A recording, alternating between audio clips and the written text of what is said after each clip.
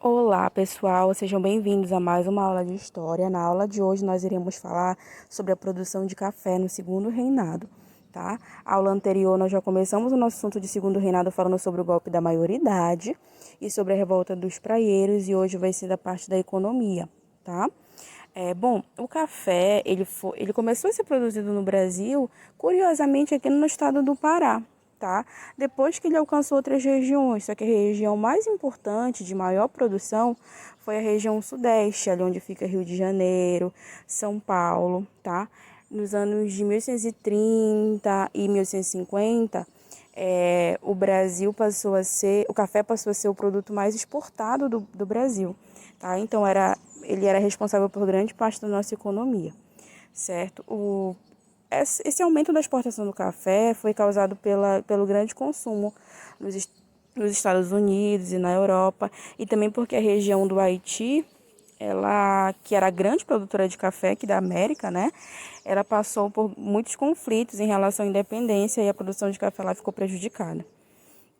Inicialmente, o café ficava na região do litoral, tá? Litoral de São Paulo, litoral do Rio de Janeiro, e depois ele foi entrando para o interior, tá? Tanto de São Paulo quanto do Rio de Janeiro, para uma região conhecida como Vale do Paraíba. O Vale do Paraíba ficou conhecido como a maior região produtora de café.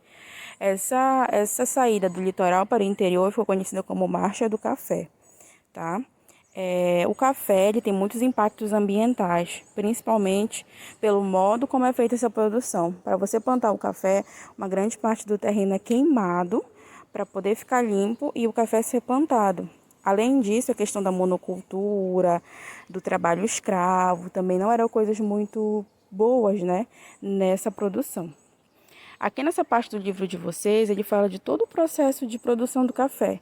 Todas as etapas que depois você pode ler por curiosidade, ó, a mata é derrubada, o terreno é queimado, depois planta o café, depois demora 4 anos para crescer, depois colhe, depois faz o beneficiamento dos grãos, né, para ver quais os melhores grãos, para tirar as sujeiras, e depois ele é transportado pelas ferrovias até os portos, certo?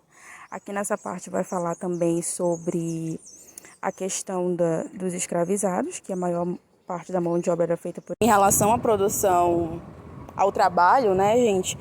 O trabalho era feito por escravizados africanos. Então, aqui nessa parte do livro de vocês é uma imagem até bonita, mas que retrata uma coisa triste, né? Que é o trabalho escravo.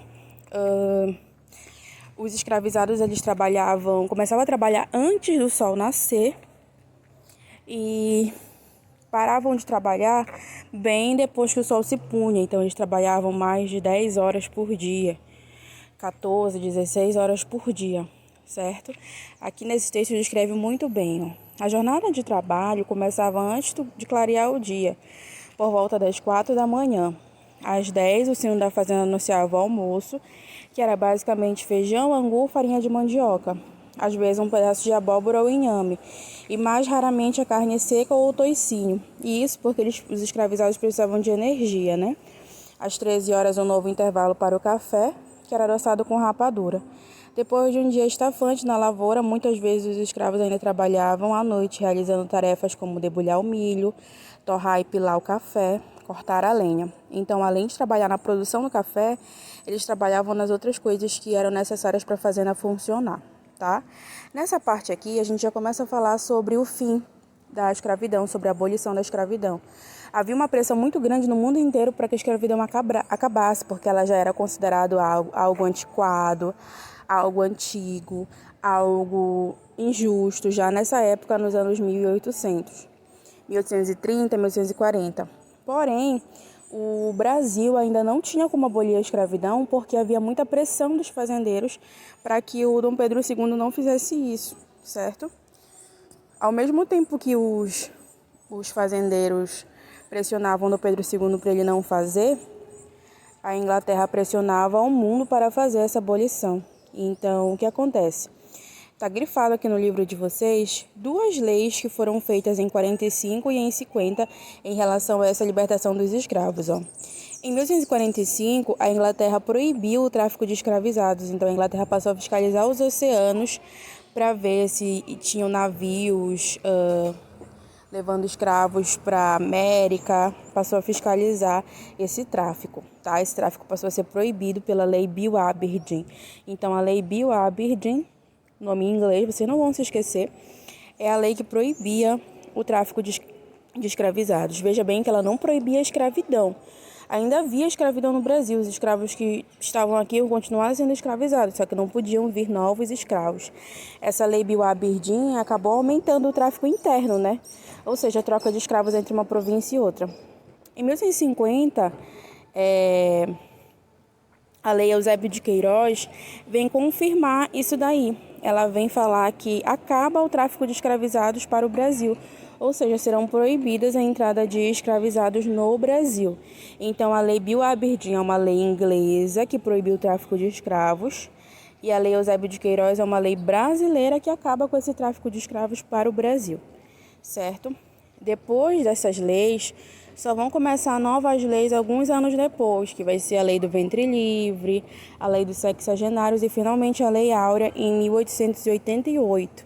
Desde essa lei aqui, da Eusébio de Queiroz, a abolição só vai ser feita mesmo 38 anos depois, em 1888. Nessa parte aqui do livro de vocês, fala um pouquinho sobre o trabalho dos escravizados na cidade, porque a gente fala muito sobre os escravos do campo, mas também haviam escravos na cidade, tá?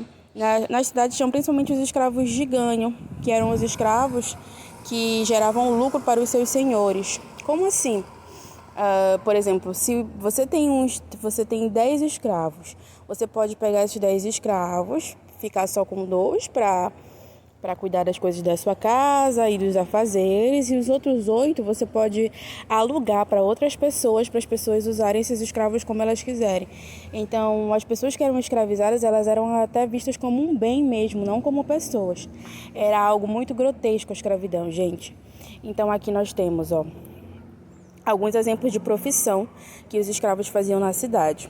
As quitandeiras, que elas vendiam as coisas, comidas, frutas. Aqui eu tenho os carregadores, que são os escravos que ficavam carregando os seus donos, né, os seus senhores. E nós temos aqui, escravos que trabalhavam com comércio, trabalhavam matando animais, trabalhavam vendendo animais nas ruas, trabalhavam como carregadores também de tudo, de comida, enfim. Então, os escravos faziam as mais diversas profissões. Vocês têm que se lembrar que eles eram a mão de obra dessa época, tá? Era eles que faziam todo o trabalho pesado. Ok, pessoal? Então, a aula de hoje foi essa. Foi só para falar mesmo sobre a produção de café e a mão de obra envolvida nessa produção. Na próxima aula, nós vamos falar sobre a resistência e a escravidão. Como é que os escravizados faziam para se livrar dessa vida de escravos e como é que eles resistiram a todos esses anos. Beijo, até a próxima.